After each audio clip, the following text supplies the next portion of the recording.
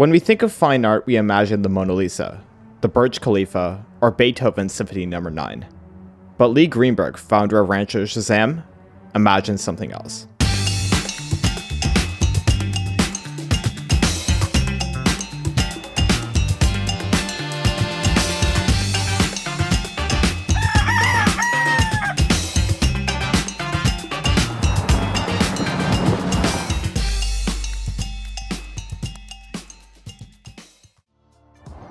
They're gobstruck. They don't know what they're looking at. I spend a lot of time out in front and they ask me, what is this? Greenberg founded Rancho Shazam in 1991 as a place to pursue his marble cutting passion and business. He knew he wanted it to be next to a highway, in this case Highway 101, as it would help him drown out the sounds of his loud equipment. Later, Greenberg invited several other artists to live with him in Rancho Shazam and built new housing structures to accommodate them. Take Kurt Drummond, for example. Drummond found himself at Rancho Shazam 7 months ago after the closure of his antique store in Petaluma. Things didn't exactly go as I planned them to go with my health and marriage, and I ended up on the street. Once you're on them, it's a little bit difficult to get off. Some need help, and I needed some help. One of my other friends one day asked me, "Hey, have you ever been to this place over here on Lucky Drive?" I said, "No, I haven't." He says, "Well, you want to go?" I said, "Yeah, it looks pretty cool. I'd like to check it out, see what's going on there." And he took me over here, and I fell in love with the place. While most artists use new materials, those who reside in Rancho Shazam do the opposite, by making beauty of materials most would consider junk. And I seem to see things in a broader spectrum than perhaps some other people do. And I make these connections, like these slides. Mostly you only see those on kids' play structures. But I was attracted to the color and the shape. Drummond takes it a step further by bringing the reuse and recycle mentality to his personal items in addition to his art. I mean, literally everything that I have, other than tools, has been salvaged. I find things in Marin County, at shopping centers, on the curb, the free things that people are just tossing out, from my shoes to my hat. The accumulation of materials used to construct Rancho Shazam's artwork upset county regulators. In fact, they labeled it a junkyard because it contains more than 200 square feet of outside material.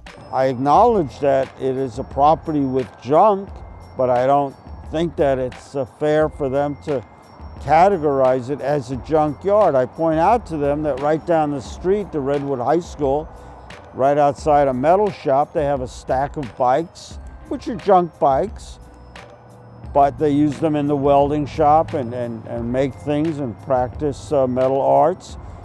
But that doesn't make the high school a junkyard because it has a stack of junk. It's a high school with some junk. Since Rancho Shazam's foundation in 1991, county regulators have made 5 to 10 visits to the property, depending on what one considers a visit. In addition to insulting Rancho Shazam by calling it a junkyard, they frequently cited Greenberg for code violations pertaining to unauthorized construction and safety concerns. Instead of being deterred by regulators, Greenberg was inspired to solve their issues with innovative and benevolent solutions. I have what the county regards as excess building materials, so I disguise it. So this is like a piece of pipe that I fashioned to look a little like bamboo, and so now it's a bamboo flood zone. I put this here, and so I insist that if a county person comes here, they grab a life preserver just in case there's a flood. Happens once every 50 years. So the county wanted me to have a way out of the house in case the sheet metal started to burn, so I put in this zip line. Goes a little fast, a little too steep, but it's, better than getting burnt up. Greenberg acknowledges that many of the constructions at Rancho Shazam are hazardous, but that isn't reason enough for him to live in a more conventional space. Like a captain who goes down with their ship, Greenberg is okay with some of the potential safety hazards even if they cost him his life. Well, of course it's possible, given the amount of mud, the fact that the house that had been here fell in, that this might be regarded as an earthquake-prone area.